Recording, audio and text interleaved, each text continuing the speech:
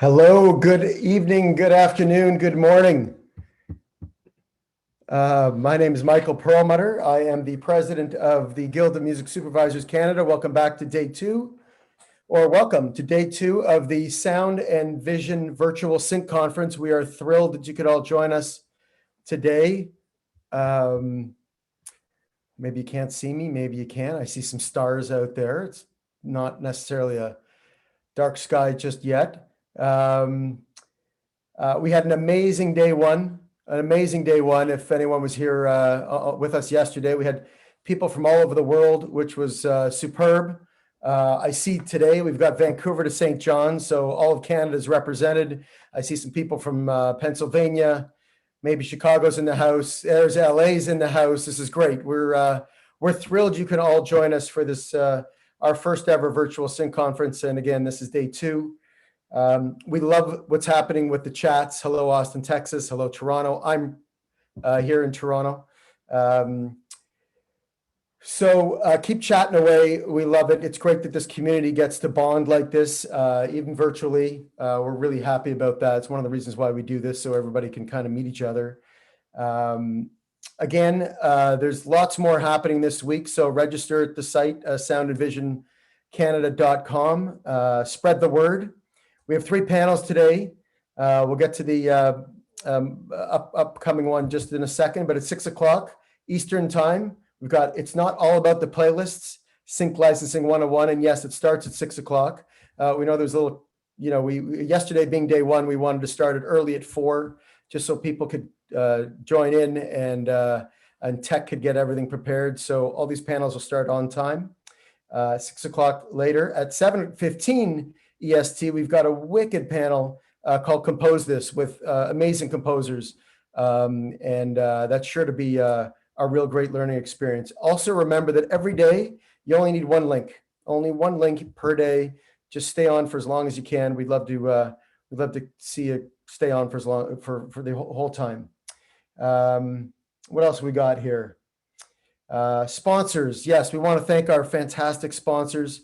Arts and Crafts Music, High Priestess Publishing, Simba Music Publishing, Cadence Music, and who am I missing? I'm missing, let's see, Cadence Music. Who am I missing here, guys? Third Side, thank you. Third Side, I knew there was somebody. Thank you very much to those 5 sponsors. I usually have it written down. I thought I'd do it by heart. Also, there's a Q&A function that'll be on there, so please use that for questions. And now we're going to go very shortly to our moderator to moderate where is music sourced. Your moderator for today will also give you some information about the 2 charities that we're all supporting, as this is a free sync conference.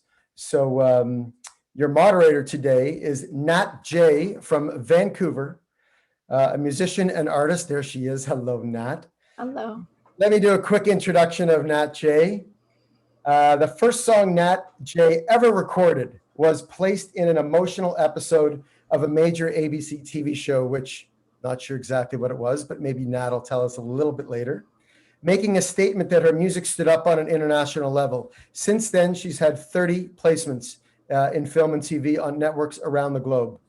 Her debut full-length album received a nomination for Pop Album of the Year at the Western Canadian Music Awards, and she shared stages with Angus and Julia Stone, Dan Mangan, Matthew Barber, shifting to a more commercial electro-pop sound on her recent release, The Flash of a Fight. She's already received several placements from the album on MTV, E! Network, Nickelodeon, and Netflix. This is the perfect panel for Nat to moderate and be able to share her amazing knowledge. She's also a sessional instructor in the Langara College singer-songwriter and digital music programs. She just launched her new company, Scratch Spin Music. Very nice background, much nicer than mine. Empowering artists to DIY by offering accessible music business education to musicians worldwide through e-learning opportunities, including her Instagram, which is @ScratchSpinMusic, just in case you can't see it. Live from Vancouver, Nat Jay. Thank you, Michael. And I was really lucky to get to meet Michael at one of these types of events a couple of years ago because Instinct has licensed some of my music before. So it's nice to always put faces to names. So I'm really happy to be here today. And that was an amazing intro. I don't have to introduce myself at all. So thank you for that. But I will introduce this panel, Where Oh Where is Music Sourced? But remind you that this is a free virtual sync event. But we do recommend that you make donations to some Canadian charities that we've partnered with, and they're fantastic charities. The first one is Black Youth Helpline, and Black Youth Helpline is a registered charitable not-for-profit organization with a vision of productive futures for Canada's children and youth. Their mission is primary prevention of social, psychological breakdown in communities through a focus on education, health, and community development. And our second charity is Black Mental Health Canada, and they are a volunteer, not-for-profit, community-based organization that helps meet the mental health needs of the diverse Black communities in Canada. Their mission is to facilitate access to affordable, culturally safe, and affirming mental health services to Black community through education, advocacy, and provision of resources. So links to both those charities can be found in the panel, in the chat. And we recommend approximately $2 to $5 per panel, whatever you think you can manage. And now we get to the fun stuff. We get to introduce our panelists today. So I'm going to let them introduce themselves. And I'm going to start with who's right below me, which is Kim. Ladies and gentlemen, from Priestess Publishing, High Priestess Publishing, it's Kim Temple. I think you're all muted, by the way, so don't forget to unmute yourselves. Thanks, Nat. Can you hear me? Yes. Awesome. Hi, everybody. I'm Kim Temple. I am the president of High Priestess Publishing, which is a brand spanking new publishing company that we're very excited about. I started it about a year ago in partnership with Six Shooter Records, where I am also the label publisher and take care of licensing. It's right now a very small roster, but growing, and our focus has turned out to be, it was not a mandate at the beginning. Shauna DeCartier very kindly just gave me a mandate as the publisher to go out and start signing off-label roster for songwriters. And I just gravitated towards these amazing artists in the Toronto independent scene: James Bailey, Witch Prophet, Sun, from the LGBTQ and BIPOC community. Super excited about all of those artists. So that's just kind of where my heart led me. And in terms of a more general mandate or brand or aesthetic for High Priestess, I think we're going to keep branching out, probably beyond Toronto, but always trying to uplift and celebrate the more underrepresented voices in the Canadian music industry, because it's just time. Awesome. Welcome, Kim. Next, we have from Last Gang E1, we've got Ben Chan. Thanks, Nat. Hi, everyone. My name is Ben. I work at Last Gang Records and E1. Actually, technically, I'm at Hasbro now because we got acquired by them not too long ago. So we're a music company, toy company, and a whole bunch of things in between. I started in this industry 13 years ago, like probably most everyone else, as an intern to begin. And when I started full time, I was working in sync licensing for both the label and publishing side. And in the publishing realm, I also do a bit of administration. So I help out with the song registrations and back-end collection of things. Some may know our music, at least on the Last Gang side. We started off with signing acts like Metric, Death from Above, Crystal Castles, bands like that.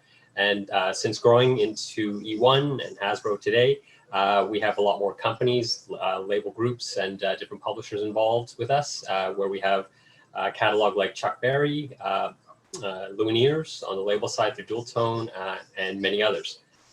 Super enjoy my job, keeps me busy, and I think through sync and licensing, it's a great way to explore different opportunities to get your artist heard and make money. Awesome. Welcome, Ben. And last but not least, originally from Canada, but now down in sunny LA, we've got Mike Jansen from Greater Goods. And Mike, you're still no, good. You're unmuted. You're on it. Never mind. Cool. Hey, everybody. Mike Jansen. Started my own company called Greater Goods about a decade ago in Toronto. Originally signing local Toronto bands and then eventually kind of moving out here. So Greater Goods is a third-party sync rep. So we sit somewhere in between what Kim and Ben are doing. So I think this is a really balanced conversation. We're an independent, so we're not necessarily owning artists' rights. We're just sort of working with independent songwriters, artists, labels, that kind of thing to be their sync department.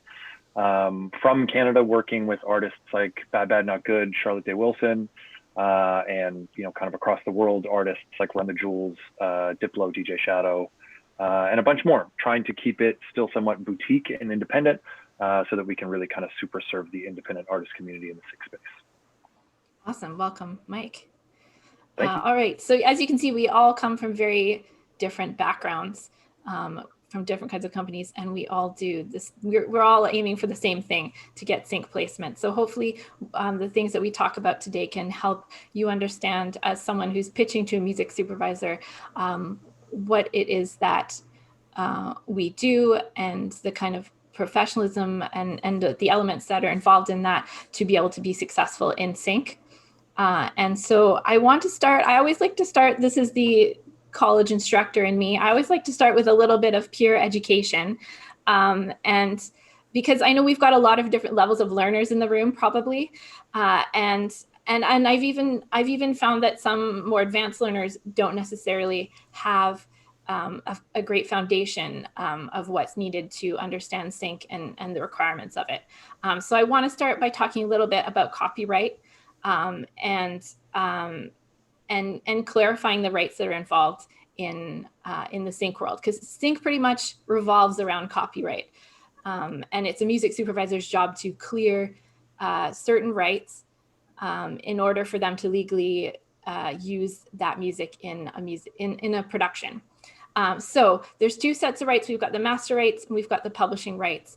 And all four of us deal with both of these sets of rights, but I'm going to split you into teams just for the exercise. So Ben is going to be team master rights. So Ben, tell us, what are master rights, who owns them, and how do we know who owns them? Right. So the master rights are usually considered the label side sound recording rights to clear for the song. And so with that, usually if you're an artist and you don't have a record label in place, any kind of deal, then you own your own master rights on 100%. And that's something that you can clear by yourself as long as you're not involved with anyone and you don't have anyone representing that, whether it's a record label or a third party like Mike's company. And that's the portion you could get cleared by yourself. So from the perspective of a record label like Last Gang or E1, my job is to work with the A&Rs or project managers when we've signed an artist and an album's ready for release, to make sure that I have that label copy information. And that label copy information is not only important to send around for set up for single sales and album sales, but that information for myself to send along to music supervisors to let them know what territorial rights I have and where I can actually license that out.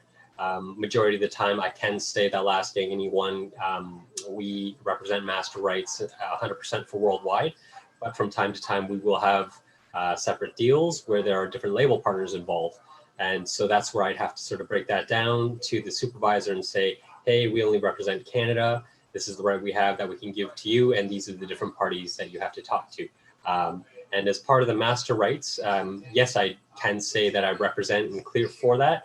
But I make it clear that whenever I pitch a song, whether it's through general servicing or through a search that a supervisor sends around, they'll always know, just through my experience and relationship over the years, that I do always have to go back and ask for the artist approval for that. So even though I say I can clear the master rights, I do have to talk to our client or the artist and ask them if they're willing to clear, first I'd say the creative, what's involved in that part, whether it's a TV show, film, or a TV spot, And then after that, the negotiation part of it when it comes down to the money and the rights involved.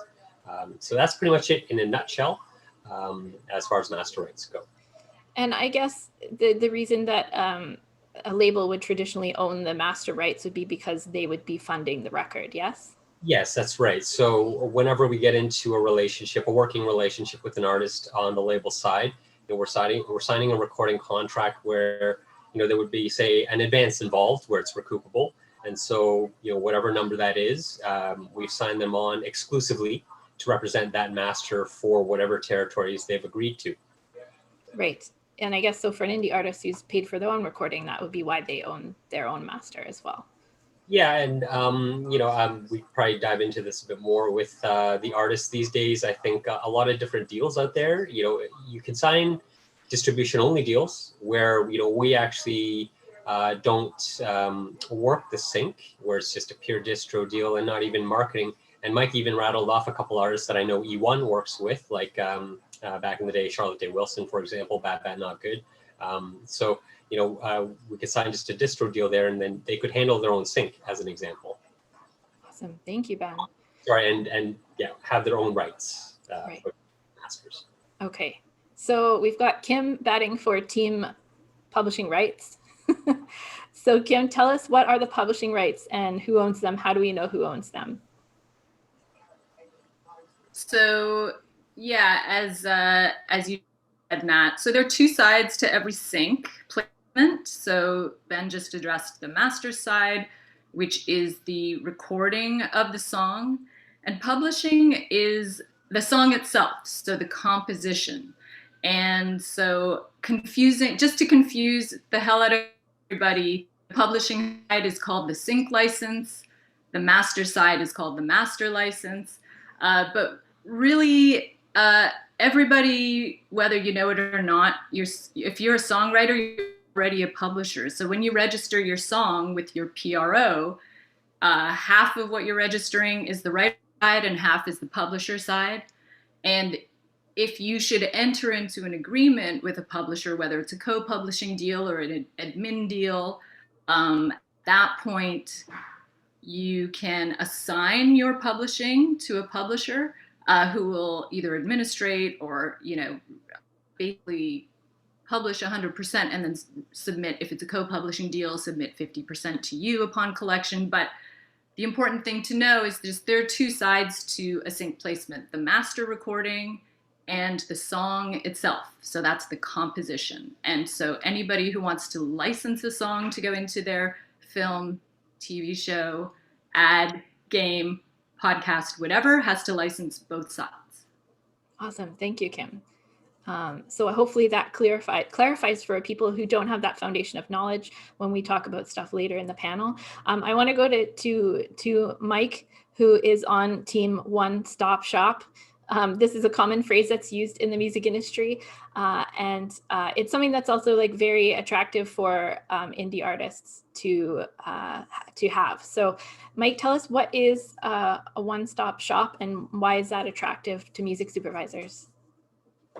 So the nice thing is, as complicated as what Ben and Kim just described, a lot of artists, when they're independent, especially if you're just starting out, knowing and understanding the term one stop is really key. I mean, as you're learning the sort of intricacies of master rights and the intricacies of publishing, if you control everything yourself, so if you are a single artist, one person writing and producing everything yourself, you are effectively a one-stop artist as long as you're not sampling anyone else's material, doing any covers or interpolations. If they're all 100% originally your songs and it's all originally your content, you are a one-stop shop for that song. And that's actually really advantageous and how I started my business initially. I didn't necessarily set out to strictly have one-stop artists. It just, in the time that I was in Toronto, a lot of the artists that I was working with were fully independent. And I think when, representing your music as an independent artist, if you do want to reach out to a music supervisor, even just knowing the term one stop is really helpful, because it allows the music supervisor or whoever you're sending that music to see that you understand your rights.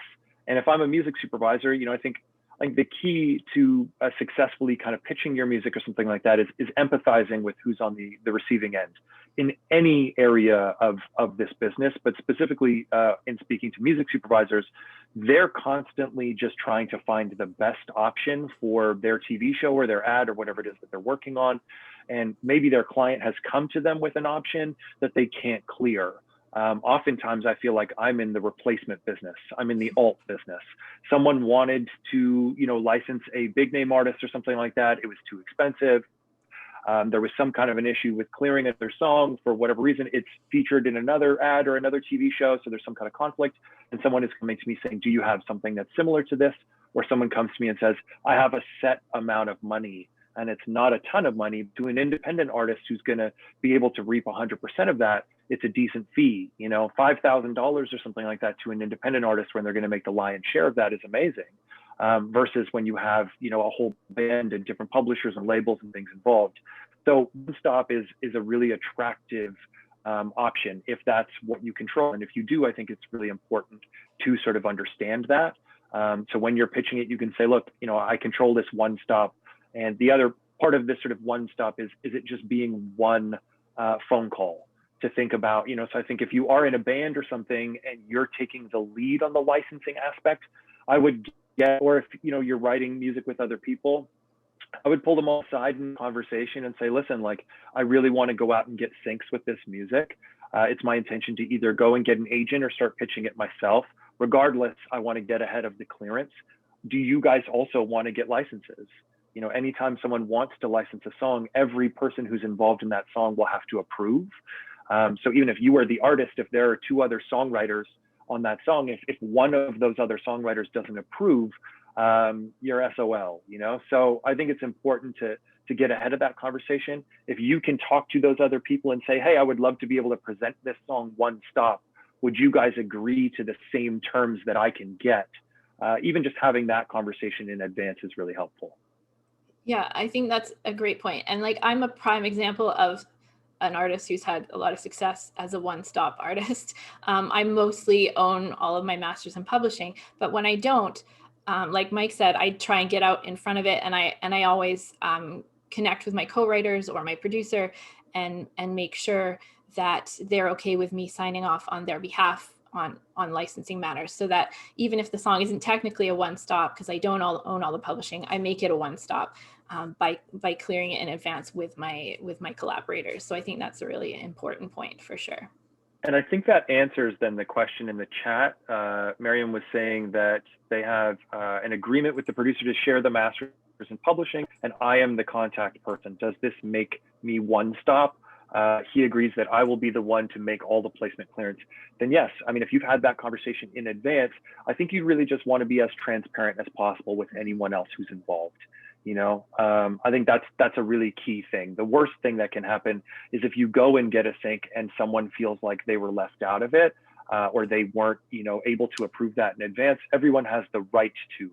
I think in this day and age, most people generally want most of the syncs. So I would just, get ahead of that conversation and be like, hey, I'm assuming you also really want this. I want this. Let's get something agreed to in an email at least that says that I have the ability to speak to that. Yeah, absolutely. Sorry, go ahead, Kim. I just want to say that what's really important is getting everyone's approval. Like, I know on both the master and the publishing side, I would never license a song without reaching out to all parties involved first to say, here's the context, here's the situation, this is the project. Are you all cool with it? Because there is this thing called moral rights where somebody could actually say, no, I really don't want to be associated with that brand or that commercial or that scene where there's a lot of violence or something that you're against, So make sure you do get approvals, even if you're the authorized signatory. And I do recommend for bands. So if it's a band and there are 4 writers, just make one person the signatory if you're all cool with it, so that you don't have to get signatures from everybody in the band. It just streamlines it, makes it so much faster. Yeah, exactly. So I hope this is a good foundation of knowledge for people as we move forward. And it's knowing these basic things that has made us all successful in our businesses in reaching out to music supervisors and getting them what they need with ease, without too much trouble, with clearing all the rights, and with understanding what it is that they need and being able to get it to them quickly. So I want to move on to a little bit on discovery. Like, how are you connecting with artists? And because I know that a lot of people in here, whether they're an artist or whether they're wanting to connect with artists, will be interested to know what your process is, especially since we all have very different business models, what that process looks like for you. So let's start with Ben, because we haven't heard from you in a while. And I want to know how is it that you discover new music? Yeah, so since I work in a larger company, we are a global-based company, and in that way, we'll have many different project managers or A&Rs within Toronto, in the U.S., across New York, LA, Nashville, across the pond in the UK, and different territories out there. So we do have those gatekeepers or people with the ears to have the job to listen to that music first, consider it for assigning both on the record label side or the publishing side. And so that's how I kind of get the majority of my music is received through our A&Rs and project managers. It's like, hey, Ben, and the rest of the team, we have a sync team as well. So the bunch of us get that information. They tell us, this is the artist that we've just signed. This is the album. This is the single we're working. Here's the information that you need to know for the master and the publishing as well, if we have both rights. And so a lot of that comes through the different A&Rs and project managers that have signed, based on the hierarchy that we have.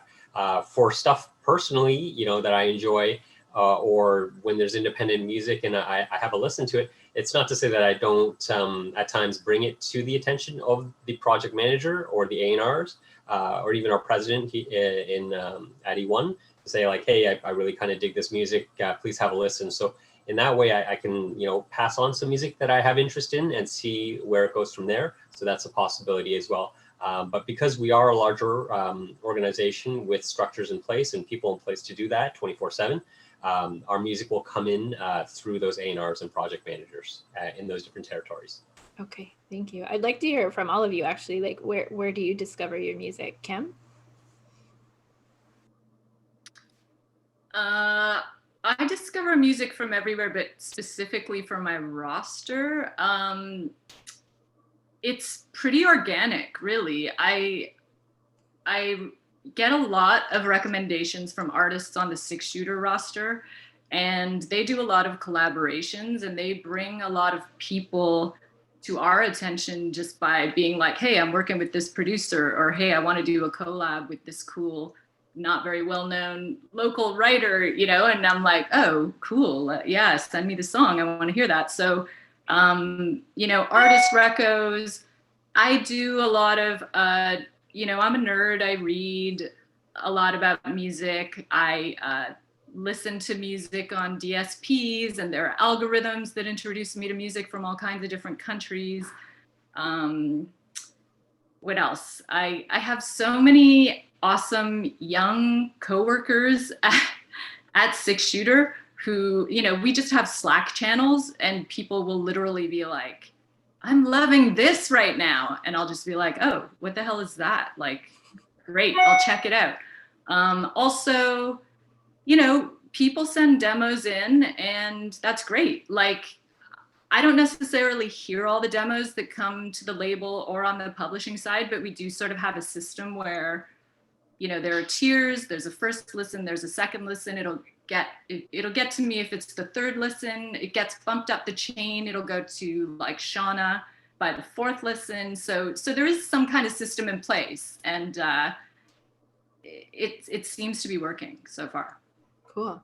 And Mike, as an independent, I guess you're not sort of getting funneled stuff from the label or the publisher. How do you go out there and find artists to add to your roster? So there are a handful of labels that we are effectively their sync department. So our system is really similar to Ben's in that way. There's a handful of labels where we work with them, and so any of their new signings, we're automatically their sync department. We're really cautious with those labels, just making sure that we're really the right fit for them, because if it's automatic like that, you run the risk of setting yourself up to work on things that might not be the right fit. And again, we're an independent, right? Everything that we do is at will. No one is telling us that we have to sign anything. So I personally really need that in my role, enable to do what I do, to be an agent, to be, someone selling something. I have to be really passionate about it. In the beginning, I was signing bands based on the band that I was managing at the time, and what other gigs they were playing, and I just kind of needed to get going. In terms of working with independent talent, and it really grew from there. And at this point, I'm 10 years in, so Ben's got me beat by a couple of years. He's the OG here. But yeah, at 10 years in, there's a handful of labels that we work with, and we've just got to be really, really picky about what we take on, because I just know it's a big responsibility. So I just, I come from a background in management, and I've always kind of looked at this and said, I want to make sure that I'm the agent that I would want to have in my corner if I were in that person's shoes. So there's not necessarily a genre or something that we're looking for at any given time. Sometimes it can be based on demand. So we're getting, hey, we keep getting these kinds of artists being referenced, and we don't have anything for the searches. Maybe we should try to find an artist like that. Part of that will be active. I'm also following different writers and artists on social media and stuff like that, kind of seeing what they're involved in. A lot of things come in as referrals. And I do think, to Kim's point, when you've got, 3 listens or 4 listens to get through, something that gets you to the top of that listening pile, for anyone, I think is a bit of a cosign. If there's already someone that I trust and that I'm working with, if they send me something and I already know that I trust their taste and they know and understand what I do for a living, that's super helpful, versus when I get a completely random person reaching out. And sometimes people will kind of be spammy about it and just be like, hi, Greater Goods. And I'm like, listen, like, no, that no one is named Greater Goods. Like, that's a terrible approach. And it just shows that you're not willing to put any real thought into this, and you're just kind of spamming people. And so, yeah, I think, if you are going to, if there's a note to anyone who's looking to approach an agent or something like that, be really thoughtful about it. The hope is that the person that you're trying to reach out to is also a thoughtful person. So I would say appeal to that. What kind of work are they already doing? What kind of work are you already doing? And reach out and just really, really be personal about it, because at the end of the day, that's the kind of relationship that you're going to want moving forward anyway. So if you can be thoughtful and say, hey, I see that you have so-and-so on your roster, I played a gig with them, or whatever it is, even something like that is really helpful. Or I've gotten these few placements on my own, you're already proving that you're sort of viable in that space and understand how to do it. Anything that shows that you understand, the person that you're approaching. Because for me, I'm freewheeling. I'm much like him. It's like I'm also looking at DSPs and stuff like that, and following certain playlists and things. And then a ton of it is recommendations. And at this point, our little A&R channel on Slack is a very busy place. So yeah, we're trying to see what things really stand out for us, and whether or not ultimately we're the right fit. Well, thanks for segueing into my next couple of questions. That was very kind of you. You let us know, like, what it is that you're kind of looking for in an artist, of some of the things that would be helpful, and sort of what stage they're at when you're looking to connect or sign with them. And so I'd be really interested to hear also from Ben and Kim. I'll start with Ben. What kind of things is the label looking for when they're looking to sign an artist? What sort of stage in their career would that happen? I mean, it can happen, because we're a management company as well, I should say that. And so we'll manage artists that sometimes at the end get signed to a record deal or a publishing deal. It's kind of to speak to what Mike was saying, you have your recommendations or people that your trusted sources of people that you talk to. And when you get that music, you consider, the people that they've worked with. Sometimes we end up signing a band that's doing a side project from the main band they're doing. And we're like, oh, okay, cool. Well, you know what? This sounds like a perfect fit for us because it's still within our lane. But to speak to or to answer your question about what makes it, I guess, maybe more attractive or lucrative to us, it's I can speak more, I would say, to the publishing side on things. I'm going to take more of a business approach on this, or very factual base. You look at the streaming numbers on DSPs, how well somebody does on Spotify, the kind of numbers that they do globally. I even dive into, as part of an analysis, what kind of income have they earned over the last quarter or semi-annual, to say, okay, well, if you're more of an established singer-songwriter or artist and you want to be signed to a publishing deal, let us know what kind of money you've made, that historical income as a factor. And I think a lot of other companies out there like to look at that too, to say, okay, well, this is maybe a bit of a safer bet. It's just, sort of the number stuff. You're not looking at the quality of the music at all there. But, that's something as one factor to look at when you're looking to sign a new act for your company. So that's something we do keep in mind. But yeah, the numbers online, and I guess in your hometown in Toronto, whether it's there, LA, wherever it is, the kind of buzz that is happening when they're playing live shows, not today, virtual shows, sure. But, when people are constantly playing the local haunts and kind of kicking ass that way, it's like, okay, well, I got to pay attention to these guys because, they're selling out shows and doing their thing and really creating a buzz. And, they have these songs released, the EP or the single that, it's picking up numbers online too. So it's reflective both in the real world and what's online as well. So it's something that, I would say we pay attention to the kind of numbers that they have for a more established artist, their online presence. And if you're first starting out, it really is the type of music that their genre music and the quality of music that we get to hear them play. And I'd say more to the label side than the publishing side. Kim, maybe you can correct me on this, but I feel like when you're signing somebody on the label side, you are really more looking at the live performance of an artist versus a publishing. Because publishing, you can be a songwriter, you can go behind the scenes, you can do a whole bunch of stuff without even doing that live performance and get that publishing revenue. Live touring, everything's questionable with the pandemic today, but that's a large driver of income and activity and popularity, I guess, globally, and your presence is more known as something good if you could play really well live. That's kind of, I'm jumping a little all over the place, but kind of the different things that I would say we look at for signings. No, I think that's really interesting. Like, those are very tangible things. So it sounds like it's definitely, it's not just a brand new sort of baby out the womb that just sets foot on stage for the first time and is hoping to get signed by a label in their first show or something. Like, it sounds like that they've been working for a while. They've made, they've established some income, some followers, and that's when a label can be really helpful. And let's just say that artist has been putting in that activity, and this goes to, again, the trusted people of the circle that you talk to. You have an artist manager or a booking agent, whoever it is, that's working with that indie artist who's currently unsigned and are trying to get to a level, and that person who is going to make that connect, you trust that they're going to bring that act to you and have you consider it because they do feel like there is a trajectory that's going to happen. Whether or not they have that online presence at that stage, maybe it's like, here's the risk we're willing to take. And our company does take those risks as well, whether it has that that online presence, that money or not.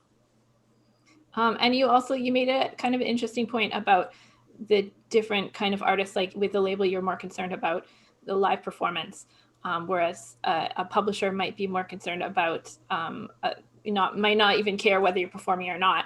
And I think that's an important point for people to know. Like, an artist like myself, I perform, but I don't perform tons. I don't tour a lot, but I'm a writer and I get lots of sync. So probably that indicates to me, where might be a good place, a good fit. Probably on Last Gang is not a great place for me, but maybe on High Priestess is a better place for, I'm not selling myself, just saying, as far as publishing goes, that might be a better home for someone like me. And I think that's a really important thing for artists to understand too, is the more they understand about their career and where their strengths are, is where is going to be a good home for them as well. And do you think, Kim, like that's something that is an important part of how artists approach you, or how they connect with you, whether they're having that kind of understanding that you're maybe the right partner or not? Yeah, true story. I had a writer approach me by saying, hey, could we just meet for coffee sometime? I just want to pick your brain about publishing. I don't really understand it, blah, blah, blah. And I'm like, sure. Our office is at like Queen and Spadina. Let's meet somewhere. And he was like, you know what? I want to take you to my favorite like jerk chicken place. And then I'm like, okay, cool. Yeah, it's my lunch break anyway. Let's go. And then he's just talking to me about like his songwriting and where he's at and how he wants to write songs for other people. He's not really necessarily that interested in being a performing artist, but that's something he's doing. He's mostly a side player, keyboard guy. And then he's like, you know, let's just go to Steve's music for a second. I gotta get, and I'm like, okay, cool. So we go over to the music store, and then we walk into the piano department. He's like, let me just play you a few of my songs.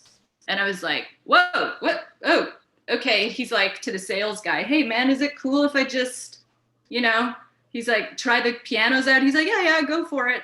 And he just sits there and plays me and sings. And like, this is what I do. These are my songs. This is who I am. And I was so blown away by that. I was like, that's cool. Like, it's totally different on the publishing side. You know, generally speaking, you could bring someone into the office and just be like, bring your acoustic guitar. So, I mean, you could do that label side too. We do that a lot at Six Shooter. We'll just ask someone to come in and like, play us a few of your songs, you know? But then absolutely we'll go see them live and be like, what's their presence? Like, how is the audience reacting to them? Like Ben said, you know, at numbers, High Priestess side, I'm not, you know, there are really big publishers, and then there are small publishers and publishers in between. And I think the majors are going to be a lot more focused on analytics and are you on the rise and are you trending and how are you doing on socials? I think mid-level, you probably already have a manager and maybe agent, have some people on your team, and maybe you're looking for a publisher, but you don't want to sign with a major. And then, you know, development stages, you're looking for maybe not like huge advance, like, hey, I'm not in it for the money. I just want to get my songs out into the universe. So you're a small publisher.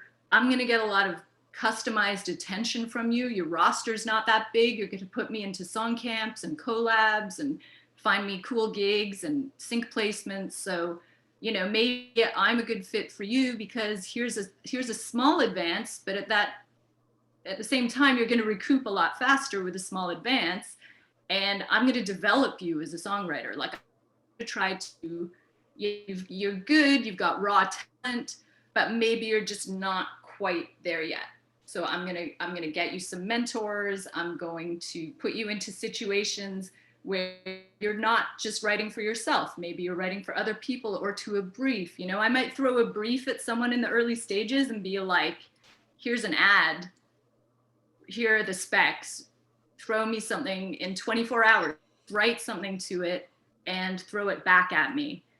And then that's a starting point. Like, that's a conversation we can have, whether I end up pitching it or not. It's like, I can see how they interpret things and where their brain takes them and where their creativity takes them. But if they don't get back to me, you know, if they don't write back and say, oh, sorry, I can't today, I'm super busy, or they say, yeah, I'm going to get something to you, and then they don't on deadline, you know. Anyway, I don't know if I'm answering. I feel like I went off into some other. Sure, you're in the same realm still. And I totally like thought that jerk chicken guy, I thought that was going to turn out really bad. So I'm glad that turned into a good story. I thought that was going to be a warning story, but I'm glad that worked out. Just because we've only got about 15 minutes left before we get to the Q&A. We do have a Q&A in case everyone hasn't noticed. I can see that there's tons of questions building up, so I want to make sure we stay on time so we have time to address those. I want to move on to working with a music supervisor. And and some of the things that have been positive things and not so positive things about working effectively with a music supervisor. So I kind of want to do a round table, and I want you each to name one thing that you've found helpful in working with a music supervisor. And I'll start with Mike. One thing that I've found helpful in working, what do you mean by that? Like one sort of like your speed of communication or understanding rights or having instrumentals ready. Like just name one of those things that has been a helpful tool to like keep in your toolbox when you're working, when you want to be successful at working with a music supervisor. Cool. Yeah. I mean, I think the conversation around one stop, just, because there's probably a bunch of independent artists. So yeah, understanding that term and, then just being really quick to clear. I think it's empathizing with the sort of turnaround time. And as soon as you can even say one stop, that means that they only need to call you. In the beginning, that's exactly how I built my business, just getting in and doing MTV licenses, anything that had a smaller budget, they actually needed me. Where the music supervision community at large didn't really feel like they needed me. MTV, some of the smaller networks and things, they had small budgets and quick turnarounds. So being able to say, hey, I have this one stop, I can clear this for you right now. And understanding how to do that was a huge benefit. Awesome. And Ben, what would you say, what's one tool that's been really helpful for you? So I guess, a tool that the supervisors have made me feel like, hey, yeah, this is helpful to know. I would say, I think across all supervisors, they always do want to know what the rights are, whether it's within one person or that one stop, or how it breaks out between the master and publishing. And I would say majority of the time, they'll want you to put that metadata information in the grouping section or the comment section into the song when you send that. So I think music supervisors are always very clear, which is great for communication, to know exactly what they want. The tools that I have, it's just, I guess, the assets that I have from, the project that we have with the artist, that's available to them 24/7. I guess maybe to know what platform. I think today a lot of people like to use Disco. So we use Disco to send a lot of our music to people. I think Dropbox or Box, whatever is still appropriate, but I am noticing a lot more the supervisors, when they do their searches, they'll have a Disco link already for you to upload their music. So I think that's what I find useful, is to know what platform they like to use, and that where I can send my assets to them after that. Yeah, Disco is getting more and more popular. I just switched over to Disco myself. It's a great music management platform. Because it's built by music supervisors, so it's built like the way they like to receive music. So it's a really good one. I shared a link in the chat as well, by the way, if anyone wants to check it. Perfect. And I see someone said SongSpace. I used to be with SongSpace, and they're pretty good as well. They're a little lower cost. So if you're looking for something that's not as expensive, it doesn't have as many of the features, but it certainly is a great service as well. Yeah, I think SongSpace is really good as well. That one too. I've used that note as well, because it lets you list out the lyrics, all the different publishers and the writers involved. So it gives pretty detailed information, allows you to provide pretty detailed information. Yeah, I'm definitely finding, having been on both, that like some will have, like Disco has some things that SongSpace doesn't have, and vice versa. So just depends what your preference is and what your budget has, really. But I definitely highly recommend using one of those services. And who am I missing? Kim. Kim, tell us one tool that's been helpful for you in being successful as music supervisors. Well, always have your instrumentals and stems available. I, as a publisher, just automatically have that. Make sure, I say to my artists over and over again, don't deliver anything without, you don't leave the studio, like sit there with the engineer and the producer, or at least the engineer, and just be like, dude, bounce down some instrumentals for not walking away without it. That's a deliverable. Always have your instrumentals. Stems you can usually get. That's a special case that usually advertising, and they really, so if, as long as you can go back, keep a data spreadsheet of every song ever written, who it was with, who your collabs were with, who's the producer, who's the keeper of the knowledge, like who's the gatekeeper? How do you get back to that place 10 years ago? who has the stems? They want it for this awesome commercial and I can't track them down. Oh my God, what am I going to do? Also, my biggest tool or whatever, I don't know if it's a tool, but for me, supervisors just build their trust. I feel like don't waste their time. Like you get a brief and it's lovely when you get briefs from music supervisors. That's a whole other level of, a publisher gets lots of briefs. You as an independent artist may not be on that list, but that's a good reason to get a publisher because they're tapped in. And if I don't have something, if somebody sends me a brief and it's like, okay, I literally have nothing in my catalog that fits this brief, I'm just not sending you anything. I'm not going to be like, well, this might kind of fit. And what about if you want to get really creative, you could try to go in this direction. It's like, no, if you don't have it, don't send it. That helps build the trust.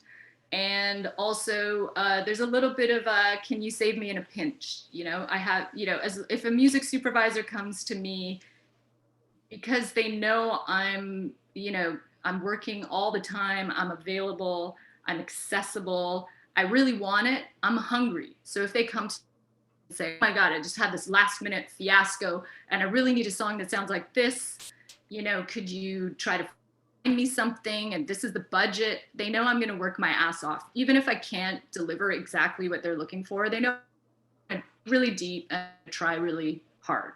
So those are the things that I think kind of make and break your relationship with music supervisors.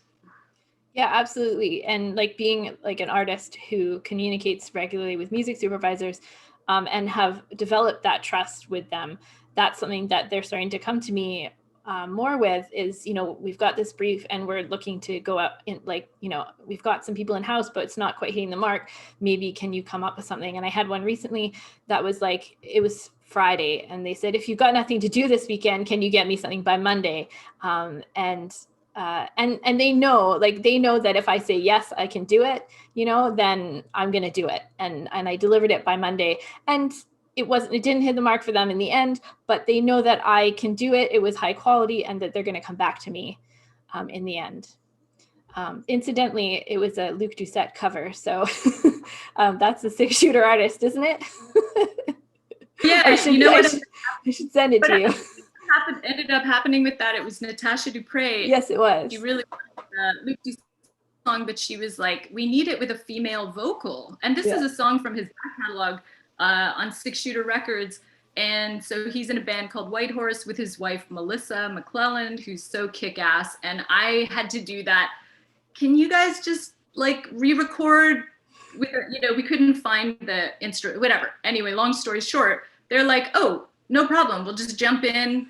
Melissa will lay down the vocal. We'll do it at the same BPM. It's a re-record, no problem.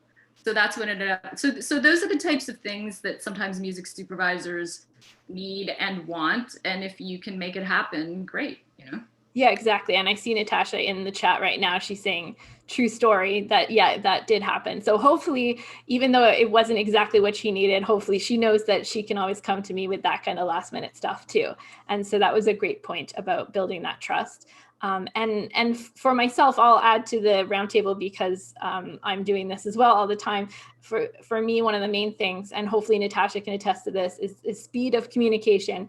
Is that I always reply within very short time when I get a request from her or from any other music supervisor. When I'm on holiday, I have my phone off, except to music supervisors. If they are contacting me, I will get them whatever it is they need within a very short amount of time, or at least let them know I've seen this and I'm going to get you this later today or something like that. So that's been a huge thing as an independent artist, that music supervisors know that they can come to me and that I'm going to be reliable, which not a lot of artists are. So that's something that can definitely give you a one-up on other independent artists. So what time is it? We've got 5 minutes till Q&A. So I'm just going to pick from my last little list of questions here before we moved into Q&A. When I teach my seminar about licensing, the one slide that comes up that everybody gets their phone out to take a screenshot of is my sample email to a music supervisor. So I want to know, Maybe I'll start with Mike. What would a typical pitch email look like? What would you put in it? What would you not put in it to a music supervisor? Great question. I mean, first of all, I think I learned early on when I was in Toronto and I knew no one. So I was coming across these really dodgy, PDFs full of music supervisor contacts. And I was, sending emails out into the ether and just trying to essentially kind of spam everyone with a MySpace link, which dates me nicely. But yeah, it took me a minute to sort of just understand I needed to tailor my approach to each person. So first and foremost, I think understanding who the person you're sending it to. So rather than saying, I'm going to hit up 100 supervisors at once, picking 5 and really saying, hey, look, like I love the project that this person's on, understanding what that project is. So if it's a TV show, going to TuneFind or something like that, and really looking through the playlists and things and being like, oh, I genuinely feel like based on watching the show, understanding that the songs that are in it, that I have the right artist for it, being thoughtful. So reaching out, first of all, addressing them by their name. Again, people have emailed me, calling me Greater Goods, which is insane. But yeah, being personable, first of all, finding their email, even avoiding the info at, like the amount of people who just like email info at, like I built a business by trying to cold contact people. The info at is a screener, people can or can't, answer that one, and it shouldn't take you too long to figure out how to figure out like their email address. So do that, email their personal email address, like the one that actually they will respond to, and then just try to be really thoughtful, send a link that doesn't expire, make sure it's streaming and download option. A couple of those notes have popped up in the chat and we've kind of glossed over a bunch of these things. But I think keeping it really concise, being really thoughtful as to why you're sending it to that person, not a ton of info, but just a nice, clean link that says, here's this project. And, you can also say like, I'm happy to follow up with you. If you're looking for something else, I'm happy to, send you something else. Again, just really trying to be thoughtful. I think empathy is the key to success in your approach in that side of the business. Awesome. So thoughtfulness and brevity sounds like a couple of great qualities of a good email to a music supervisor. So one last thing before we move into Q&A, and I'll come to Ben on this one. How often do you communicate with music supervisors? Are you hitting them up sort of every week to follow up with things, or once a month or twice a year? What does that look like for you? Yeah, I would say in the week that I'll always be sending an email to a supervisor to check in. I try not to follow up too much on things where I've sent quotes. I think that may be a bit of a pet peeve for supervisors, where, it's like, yeah, I cleared it and I'm waiting for it. Sometimes it takes a month or two for it to actually find a home. So I try and stay away from that. But from time to time, I have that as part of my follow-ups. But yeah, I would say there's a daily communication that I make and an effort. Where it's like Mike saying, you want to know who you're talking to, I guess, who your audience is, right? And what's that supervisor worked on, and so knowing the kind of projects they've done and the kind of music they've used, I will try and tailor it a bit better to that, to say like, hey, here's something that might work for this kind of this project that you're working on, and yeah, try to keep that in in a constant communicate, like with not pestering, but being a bit persistent to make sure I'm still on their radar. Yeah, that's the best way I'll put it. And yeah, there can be the daily emails, sometimes every couple weeks with the supervisor, or I'll just hear from them. We'll get searches every day, and this will be amongst our sync team. So the communication does happen a lot daily that way. Awesome, thank you. All right, we're right on schedule, right away heading into our Q&A. And we've got tons of questions on there, so we'll get to as many of them as we can. But I've got the first one coming in here, and it is a good question. Someone wants us to sign a non-exclusive sync deal. How does this differ from just sending your music to a music supervisor or a publishing company? And what are the benefits or downfalls? What sorts of things would you want to see in a contract to make this a good idea? Who wants to take that one? That would probably be Mike. I mean, non-exclusive is fairly innocuous. It means they like your music, they want to pitch your music, they see sync opportunities in the music, they think it's syncable. But you got to read the fine print, and I would always recommend having a lawyer look over, because there may be a clause in there where they say, hey, if we do land a sync, we own it, or we get to rep it in perpetuity. Mike, maybe you can speak better to this. Yeah, I mean, I think that there's no one right decision for all people. I don't think it's a one size fits all kind of scenario. I think if you say you wanted to park some of your catalog with a library, for example, and they wanted to rep it non-exclusively, the library is a place that's going to kind of pre-clear things and stuff. Much to Kim's point, I think you should absolutely read the fine print in terms of ownership and that kind of thing. If it's important for you to own that, or if you're willing to give something up, if they do go out and get something for you. For us personally, we do operate very exclusively, or at least to the best of our ability. There's times when, let's say, a label will have a distributor or something like that who may have non-exclusive sync rights. But again, because we don't take a ton of stuff on, I really want to make sure that we're the sync department. But on the flip, that's also something that I want to make sure that I'm really responsible for. I'm going to sign up for that level of responsibility. Ideally, that's the type of rep that I would want if I was an artist. And that's why I've set this company up that way. And any of my competitors, our agreements are almost identical in that, we're going to take a percentage, we're going to work exclusively. And the idea is we're just trying to super serve that roster. I will say that in our agreements, we do build the out, in that, we sign a lot of, artists who are really early on in their careers, for example, and some of those artists will be one stop, and we give them this sort of out that they say, hey, look, we have labels and publishers interested in us right now, and, we wouldn't want to sign anything that would preclude us from that.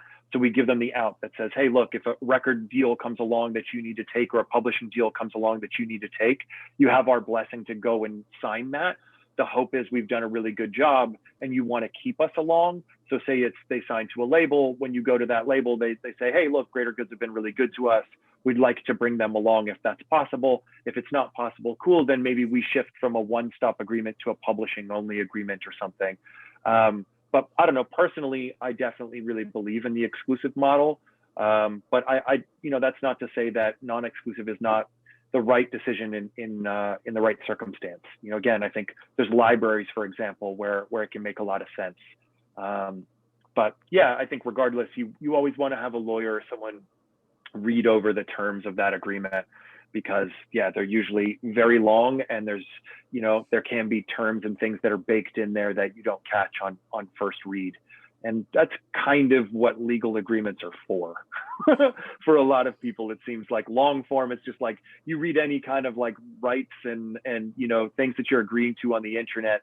They're long and dry for a reason. They're basically planning on you not reading them. For us, we give a sort of overview of the terms boiled down in an email, just this sort of overview of things so that people know what we're both signing up for. I think transparency is really key. So asking those questions is going to be really important.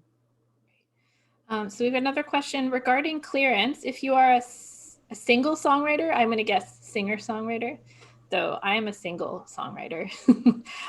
If you're a singer-songwriter, own all master rights to your songs, but have an admin deal with a publishing company, can a song be represented as one stop, or would easy clear be more correct? Ben, do you want to take that one? Or I would say easy clear is a bit more correct to say than one stop, because you're, one stop, I like to think of it as, so a guy like Mike would say, I can speak on everyone's behalf and I can clear this on everyone's behalf. I can even say that over, at Last Gang and E1, we'll have artists that are managed on the label and publishing side. And so I would do the internal approvals and then get all the information to them. They say, yes, we're good with the creative, we're good with the rate and everything else. So I would just go back, and I'm that one-stop person where everything is all in-house that way. But if you're talking about a different party that has to clear it for you, so you have the deal memo here with this person for her or him for the master, and then the pub admin, their representative says, I need to be able to clear it and do the deal memo and sign off and be the authorized signatory for the long form and all that. That's two different parties that need to sign off on that. So that's not one stop there. And it's an easy clear if that individual, if that singer-songwriter can speak to both and say, yeah, like, okay, well, I do have another party here, but I'm telling them yes. I am the authorized party to tell them yes. It's just that they're the ones doing the paperwork. So easy, clear is better. Okay, I see in the chat they've clarified single songwriter as like just a songwriter. If you are a songwriter who owns master rights with a publishing deal, so not a single one in the dating sense. Okay, so this is a question for Mike. Since you don't take the rights of the artist, what is an average percentage of the sync fee someone like you would typically take when the track you are representing gets placed? That's a good question. I'd say that for us and most of our competitors, the general average is 20–25%. Yeah, and I think people will range. And again, once you're going into non-exclusive territory, sometimes those people can take higher percentages, and sometimes that's sort of what you're giving up. It's like, hey, look, it's not exclusive, it's an eat what you kill kind of thing, but we want to take 50% if we land something. And listen, I mean, 50% of zero is still zero, right? So maybe that model works for you, or you want to start to build, some placements and stuff. But by and large, for us, or majority of our kind of immediate competitors, I'd say it's in the 20–25% range. And then it depends: are we doing master only, or are we doing one stop, or we're commissioning both sides? Great.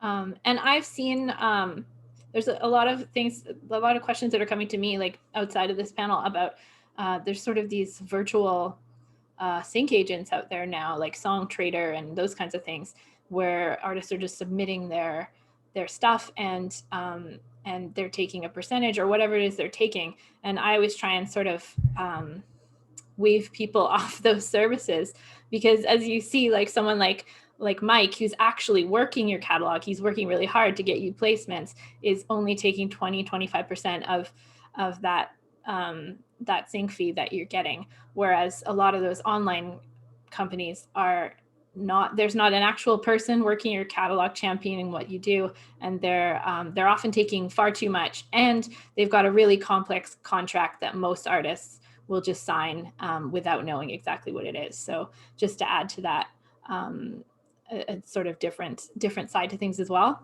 So I've got one more question here, a question for Kim.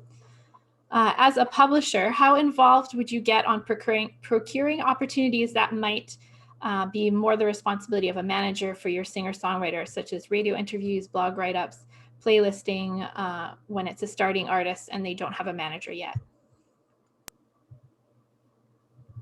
That's actually a really good question, because as I mentioned before, I think an artist, especially someone who's just starting out, really needs to focus on building their team.